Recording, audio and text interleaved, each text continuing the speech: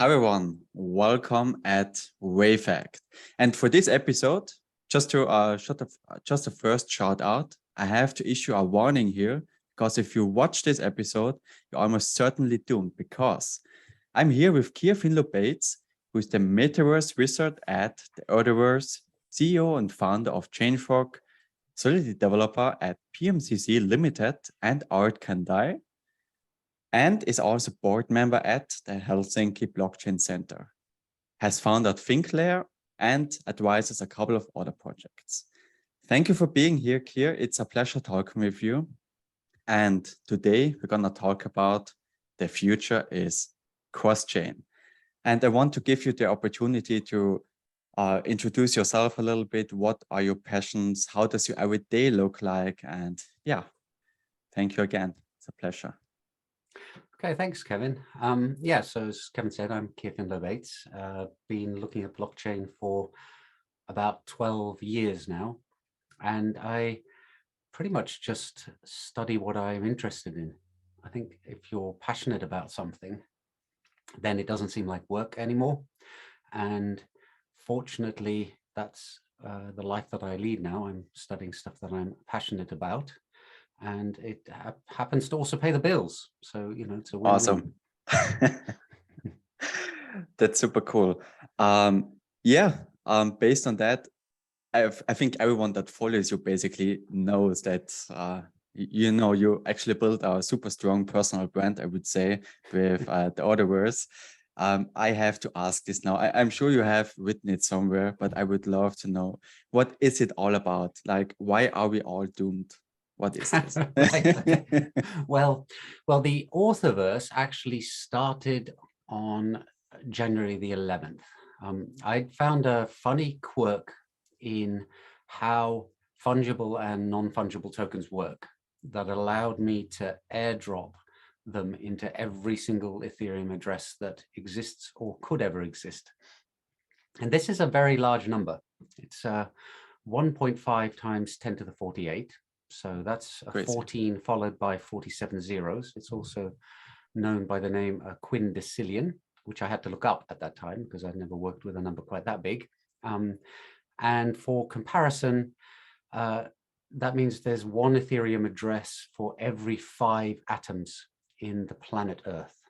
So when you think that, you know, the chances of you finding a grain of sand that got stuck between your toes on holiday in Spain 5 years ago are 0. Well, the odds of you finding the same Ethereum address, if you haven't written it down, are just so small. They're basically 0.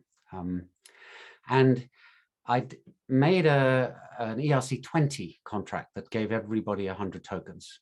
And then what I was going to do was I was going to make an NFT one next. But this Corsican programmer, who I didn't know at all, had the same idea and got there a day before me. So I was going to wait to the weekend, which I think was like the 13th or the 14th, and he already had it out there the next day and had contacted me. And we just found that we got on really well, that we have a sort of similar enough view of technology, but coming from different backgrounds. So there was, it was kind of a good meshing. And we actually found that we could kind of talk to each other in a way that neither of us had really ever had with the developers before. And we released the NFT contract. And then a few days later, I thought, well, I've got a spare domain name hanging around that I bought a few months earlier, orthoverse.io, which I bought when I saw everybody was snapping up Metaverse related names. And the ortho seemed fun because ortho means right or straight or correct, or sometimes in mathematics at 90 degrees to. So it sort of seemed like we could do a kind of counterculture iconoclastic NFT project. And that's what we decided to do. We sat down and set out the core values of the Orthoverse, which are to look at how the masses do things and then, if at all possible, do the opposite. The idea being that the project would therefore spectacularly fail. However, as it happens, when everybody is running, is rushing in the same direction, then nobody gets anything, or very few people get anything. Whereas if you take a a right hand or a left hand turn, so there's a reference to ortho again, and go in a different direction, you find a different space, and there's a different opportunity. So we had this slogan, the Orthoverse is doomed. Part of it is a branding exercise. It's memorable, it sticks in the mind.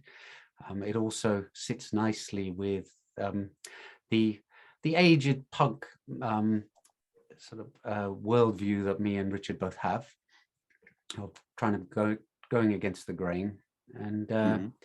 And there's also references there to the second law of thermodynamics, which is that really, when you think about it, we're being truthful on the long scale. We're all ultimately doomed. The universe is going to end in heat death.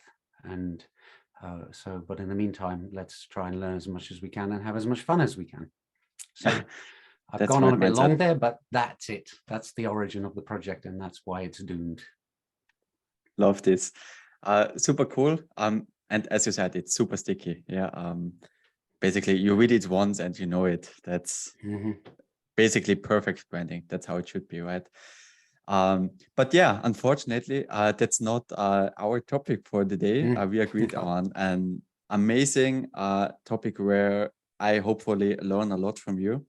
And it's about interoperability between chains, or let's say, if we go one step back, I think we have to look at the components of the blockchain itself, right? We have these different kind of layers, right? We have the base layer and other things. And I would love to hear from you. How would you describe it to someone who basically just got into crypto? Right. Well, it is actually quite a complicated topic because architecture is not simple. And it's hard to know where to start. So maybe we should start with Bitcoin, the first blockchain. And Bitcoin introduced the blockchain, and it's now described as a layer 1 solution. And the initial idea was that it was going to be this distributed, decentralized cash equivalent in the digital space. And what Satoshi Nakamoto did was solve the double spend problem in the digital world without needing to use an intermediary, such as Visa or MasterCard or a bank or something like that. And that is quite a significant discovery. And finance is immensely important, and money is important. And to come up with a new fundamental invention in the monetary space is highly unusual. And these things do not come along every week. And that's why anybody in finance who hasn't yet looked at blockchain isn't doing their job properly, because it's now 12 years old. So they've had plenty of time. Yeah. And when you look at Bitcoin, you'll see that it is a set of protocols saying how things are set down to go. And it handles getting consensus so that you have a single view of the ledger that shows who owns what constitutes a valid transaction, and so on and so forth. So then the next one to move over to is another layer 1 solution, which is Ethereum. And what Vitalik Buterin and friends did with that is add an extra layer of programmability on top of Bitcoin. Well, not on top of Bitcoin, but take the Bitcoin idea and add this extra layer of programmability, because Bitcoin has scripts and you can do an immense amount with it. And I'm really amazed at how ingenious the Bitcoin devs and people in the Bitcoin space have been in extending this outward way beyond what I first thought it could do when I saw Bitcoin scripts. But Vitalik added a virtual machine on top that allows you to write very complicated programs and gives you a lot more flexibility as to how you can use the underlying blockchain. And these blockchains these two are considered the most secure we have out there. And there's a number of reasons for that. One is the number of people involved in the space. The more people are using a blockchain and running miners or providing verification through proof of stake or whatever, the more of those you have, the more decentralized it is, because the more different disconnected parties there are, and therefore things like collusion get harder. So But this has come at a price, which is that if you are aiming for a secure and decentralized blockchain, it turns out that it's very hard to also make it scalable. There's a lot of things in life where it's, 3 options, pick any 2.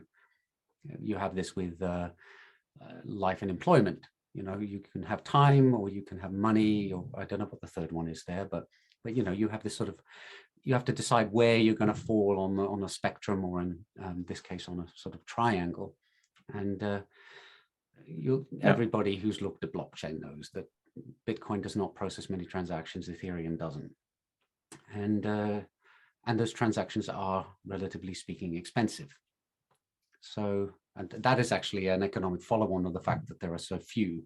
When you have a limited resource, the cost of that resource typically in economics rises. So then the idea people had is that, well, let's see if we can make other blockchains that can process transactions more quickly. And so you see various other actual layer 1 solutions where they're sacrificing decentralization, or they're sacrificing security for the purposes of speed. And some of them work out okay, some of them not so good, but there is still this fundamental worry that they're just not as solid as using Ethereum or Bitcoin. It's kind of like discovering that you can move some obscure currency in some remote country around much quicker, but it's not a dollar or a euro. So maybe we could sort of compare Bitcoin to the dollar, and Ethereum to the euro. It's like, well, really, you don't want to use, Tahitian popple beads as your currency because they don't have. Well, I'm sorry, that's probably offensive to people from Tahiti. I'm sure it's a wonderful country, but I think you get what I mean here. Yeah. And so you've made this trade-off, and then people came up with the idea of, well, we can use something called anchoring. We can have this faster, less secure system, but we can make occasional records on the more secure chains, just to kind of give our side chain some more respectability and stability. And then for some reason, people started calling these side chains layer 2 chains, which gives you the idea that they're built on top of the layer 1 chain, but they're not. It's not a stack. Yeah. And classic examples of these layer 2 chains that are faster but not as secure are things like Polygon, Binance Smart Chain, XDAI, and so on and so forth. These ones that I'm giving examples on are of a particular class because they're kind of like a copy of Ethereum, with the transaction information on them occasionally kind of zipped up, and then that recorded on the main blockchain, Ethereum in this case, to anchor it and give it some stability. So the issue then is that all the money is in Bitcoin and is on Ethereum, and how the tokens of these other layer 2 chains start building up some value, but people who have assets on one chain sometimes would like to spend them or use them on another one, in the same way that you may have $100 million in a bank account in America, but you might like to own a chalet in Switzerland, and you can't just roll up and hand over a suitcase of dollars. So the blockchain system needed some kind of exchange system for you to sort of move your assets from one blockchain to another. And this is where we hit a very interesting problem, which is that when you're talking about physical assets, say you happen to be fortunate enough to have some gold bars, you can physically move them from a vault in London to a vault in Paris. And a neat property of the material world is that material goods only exist in one place. There's nothing, in a sense, when you worked in the digital space for long enough, that actually seems almost magical. It's like a magical property of the real world that, hey, you mean it can't just be duplicated? So, and it's going to continue like that until we have Star Trek teleporter type things, or duplicators. So, if we ever do. So, so that sort of leads on to the problem where how you're going to bridge stuff between different blockchains. Yeah, awesome explanation. In general, I think it's always about the network effect, right? The larger your network is, that's what you said, basically, Bitcoin and Ethereum, basically so many people trust in that network, right? Which also results in more total value locked, which means more funds on that blockchain, which also then makes it more attractive for hackers to actually try to crack that consensus mechanism or whatsoever, right? Like, try to hack the core of the blockchain, basically. And that's basically hard to replicate, right? Either if you are not a layer one chain, right, a base blockchain, or try to build a side chain, right, as you just said, with Polygon and so on, right? And that brings me actually to a really important point. How do you think could we bridge that gap, basically? Because it's all about interoperability right now, right? People try, also use a lot of different ways to actually move funds from A to B between different chains. There are many different ways out there. What do you think could be more promising than other ways to do that? Well, I have to admit, it's not something that I've studied it, but I haven't spent a lot of time trying to invent in that space. And the reason is that it scares the willies out of me. I mean, it's the amount of money that people are moving around. It's an immense responsibility to have. And you can see that it's been one of the weakest areas of blockchain. If you look at Bitcoin or at Ethereum, the underlying protocols have proved, stood the test of time. Yes, Bitcoin gets hacked all the time, but the underlying system has not been hacked. It's down to people not looking after their keys properly. It's down to dishonesty and scams. But the problem that, say, fiat money has when it's printed, where people work out how they can counterfeit 50 euro notes or $100 bills, has not occurred in blockchain. Nobody has made a fake Bitcoin, and nobody has made a fake Ether. So we've got this really strong foundation, but the issues come when we start looking at moving things around. That requires people to get involved, because it's an active decision on the part of a human being to trigger a smart contract or to submit a Bitcoin transaction. And as soon as you get people involved, things start to get messy and things start to go wrong. That's just always the case.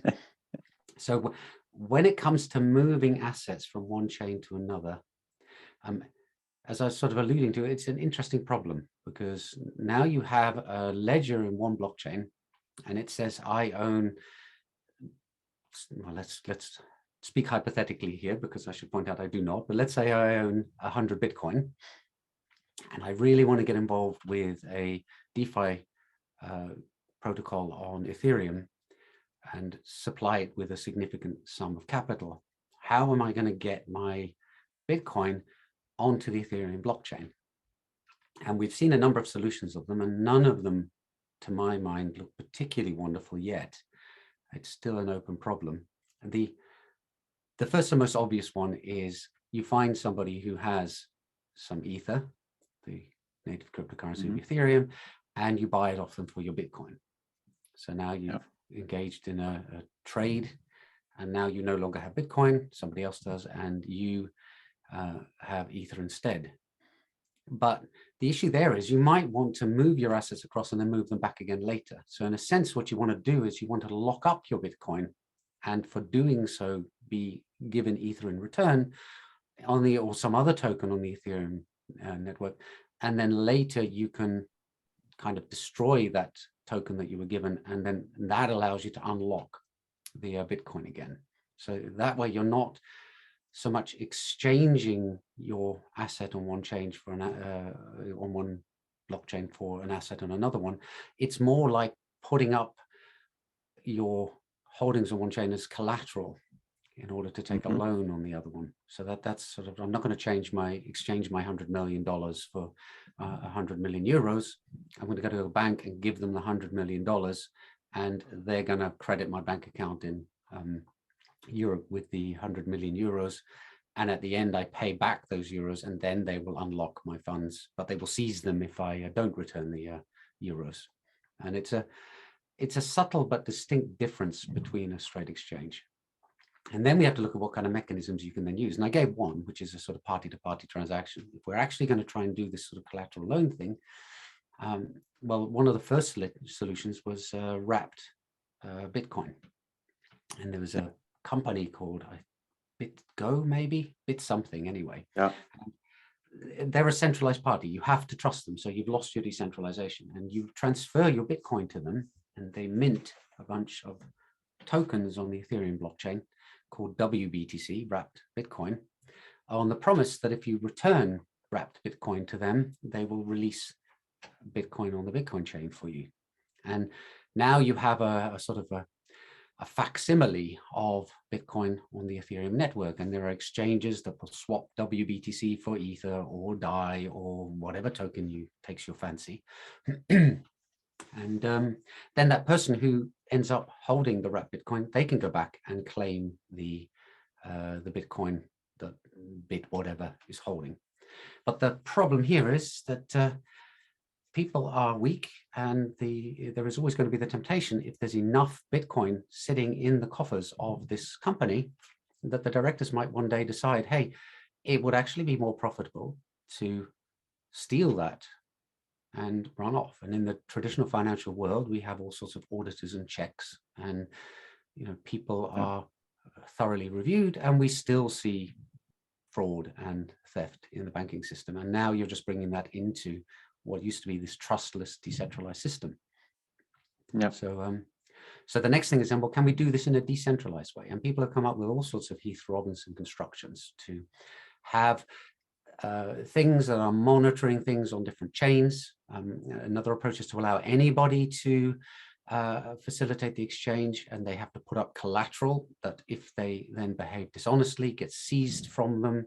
So this is kind of like having to pay a large sum of money to be a money exchanger, with the understanding that if you commit fraud, you lose that deposit, hopefully to recompensate the people who got ripped off by you. And that is meant to keep everybody honest. But again, same problem. Well, two problems now. Firstly, people have to lock up a lot of money in order to be able to act as one of the verifiers for these exchanging processes. And that could be doing something else. And secondly, if the amount that they have control over is bigger than the amount that they have locked up, then it makes economic sense, if they can get away, think they can get away with it due to the anonymity of the systems, to take the amount being transferred. So you have a problem there. And the issue really is that blockchains are sort of hermetic. They're sealed. They know, you can look on a blockchain and see everything that's happening within it, but the blockchain can't look out. It can receive input from the outside world, but it can't reach out of itself and influence what's going on in the outside world, including therefore other blockchains. Yeah. A lot of super interesting things said. What I got from this is, all these wrapped tokens basically aren't what the blockchain used to say to do, right? It's against, it contradicts the actual use case of a blockchain. It's just a means of, if you're willing to take that risk, then you can do that this way, right? Because everyone still, or most people still have money on the bank account. They somehow trust a certain amount of money to the bank, right? So it's always about risk reward, right? What kind of risks do you want to mitigate? And I'm sure many people didn't know that, probably, maybe, I don't know. And what I also want to mention here is also an interesting thing you said is these interconnection points between blockchains are always the weakest parts, right? I think we can compare that to living beings, basically, right? If you get hit on some, I would say, on a strong surface, yeah, by a car or whatsoever, or by a stone, it's less damaging than if you hurt yourself on a joint or some moving parts, right?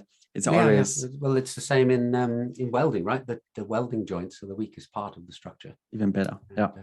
And this is the issue. You may have a layer one blockchain like Ethereum that is proven itself as robust. You may have a copy of it, a layer two, that is actually based on the same code. So it's pretty reliable too. And it's also piggybacking on the reliability of Ethereum. But then you have this transfer. And if you look at the bridges that we've had in the past, often they're only handled by a small number of verifiers. Ronin and Sky Mavis had a problem with that, where there were only 9 parties that were verifying the transfer transactions. And literally what they're doing is they're saying, okay, if someone has deposited a large sum in the contract on chain A, we will allow them to withdraw the equivalent amount from a contract on chain B. And so there's these 9 people who are just checking that those two things balance, that whenever something is sort of scrubbed from one ledger, it's added to another ledger in traditional accounting ways. But it turned out that a hacker managed to get hold of 5 of the 9 private keys, and it only needed a majority of the verifiers to go ahead and do this. And with those 5 keys, they submitted and approved extraction transactions that didn't have corresponding sort of deposit transactions on the other chain, and walked off with, I think it was $600 million at the time worth of cryptocurrency. Yeah, one of the largest attacks to date, right? And actually quite easy, right? Because it was a job offer, as far as I know, right? One employee that basically got socially engineered, and and they'd given 4 keys to one party who had a 5th key, and that one then got, and they'd never sort of changed the keys that they'd shared when they were in the early days when they were getting the system up and running. So I don't think they were even fully aware that there was somebody. And I know as a developer, it's very easy to think, well, I'll look after this. But the fact is, I'm managing a bunch of private keys, and I'm looking at maybe a few tens of thousands of dollars worth of digital assets. I don't know how somebody could sleep at night knowing that they're handling the private key for $600 million worth of other people's wealth. So all I can really surmise is that they probably weren't actually consciously aware of the position they were in. And I imagine they're feeling pretty bad about themselves. Yeah, definitely have to. Sorry. Definitely have to. I think blockchain space is here long enough that we have ways to mitigate that kind of things, right? We have multi-sig, we have a variety of different things we could do to enhance security it sounds like they all had their private keys basically in a software wallet, right? Or in a password manager or something like that. And or on a post-it note stuck to their monitor, who knows? Yeah, I haven't talked to them, so but a key management and keeping your keys safe is difficult. It's this is why we rely on intermediaries and third parties. We get to shunt the responsibility off to them, and the idea is that we can sort of capitalize on efficiencies there. We can't all spend our lives becoming cryptographers and security experts. So you want to, in the same way that we can't all become lawyers or plumbers, there's a reason why we have different people fulfilling different roles and different companies fulfilling different roles. And it's not reasonable to expect the average person to have all this knowledge. At this stage, if you're going to be involved in the space, you have to. In the same way that if you are going to go and explore deepest, darkest jungle, you're going to probably build up some knowledge about medicine and first aid and things like that. But for most people, they don't want to go and explore the depths of the jungle. They just want to use it. Yeah. So and so they're going to rely on third parties, and that's where the weaknesses are going to be. So, but the big difference here is that we're talking about a system where the fundamental base is still decentralized and out of the control of any single authority. And that, I think, is where it differs from the traditional financial system, which is that our current financial systems are very much under the control of a particular authority, the central banks, the governments. And the route that you have to try and change them is very tortuous. If you're in a democratic system and you can get enough people to agree with you, you can vote in candidates who then may pass laws that then need to be enacted to, and you can see in that sentence that it's not going to happen. Whereas in the blockchain world, ultimately you can give an exchange your assets and say, I want you to be a custodian of them. However, provided it's an honest exchange, you can always turn around and say, well, I'd like them back. And this is the thing that we don't have in conventional finance, is that I can't say, well, I'm going to give my government and the central banks the responsibility for the monetary system. But if I'm not happy with what they're doing, then I'll go back to printing my own money. Thank you very much, because you can't do that. Yeah, in most cases, right? Looking at Celsius and Co. But yeah, yeah, definitely. Crypto has a lot of amazing opportunities out there. Basically, what I get from that is right now, people need to understand to some extent how things work, right? People need to be aware that if they, give away their private key in some sense, not your key, not your coins, right? Then you have an increased risk to actually either lose them, get them stolen or whatsoever, right? Or get them seized. And that's actually what's great and bad about crypto at the same time, right? With great, but it's been the same in everything, right? Yeah. We have all these safeguards in our traditional financial system, FDIC insured, but that doesn't stop you from getting an email from somebody saying that you have inherited 100 million from a deceased Nigerian prince, and if you send 10,000 euros to this bank account, then it'll unlock it, and you'll get that money, and then sending it, and then there's nobody you can then turn to and say, I'm sorry, can I have some of my money back? Because you can't insure against that kind of stuff. And so in that sense, it's like that there's that risk there. It's the same kind of risk. And so we have it in conventional finance as well. It's just that we have a lot of systems in place to protect us against companies in particular. And there are consumer laws that have risen over time to protect us, so that when we spend our money buying a product from a company, the company has to provide safe products, and it has to provide what they've described they provided. And if you're not happy with it, they have to give you your money back. And so but these things have taken decades, if not centuries, to build up. You don't have to go, actually not even centuries probably, you don't have to go far back to find out that, well, it's buyer beware, caveat emptor. So it's not surprising again that we're seeing this in the crypto space, because it is only 12 years old, and regulation will come, and people will be held accountable. So, they are starting to go after the people in the past who have committed scams or frauds or misled intentionally or on purpose or accidentally. The statute of limitations on these things is long. So, but for better or worse, that's how it should be, right?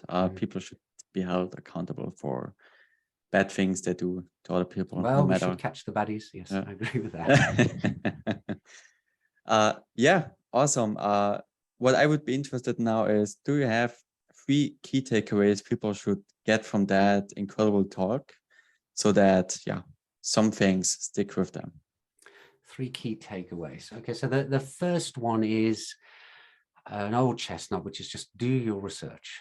right? Make sure you understand what you're getting involved in. Don't rush into anything. If you see an opportunity that looks too good to be true and you've got to buy in quickly, then it is too good to be true.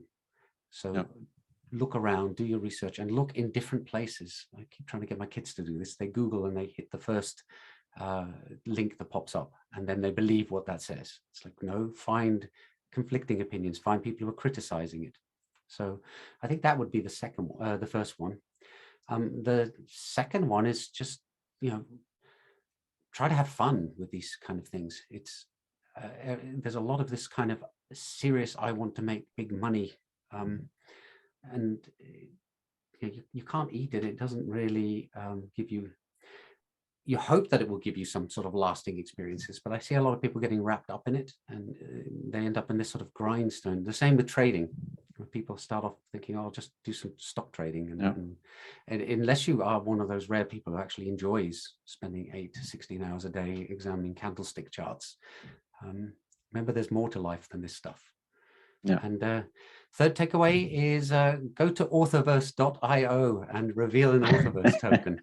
They're only a couple of dollars at the moment, making them one of the cheapest NFTs out there. And as far as I'm concerned, it's the most interesting and fun project. And I'm sure that, Kevin, you'll agree on that one. Definitely. We're all doomed. And thank you, Keir, for being here. It was a pleasure talking with you. And thank you everyone for watching. Okay, well, thank you very much, Kevin.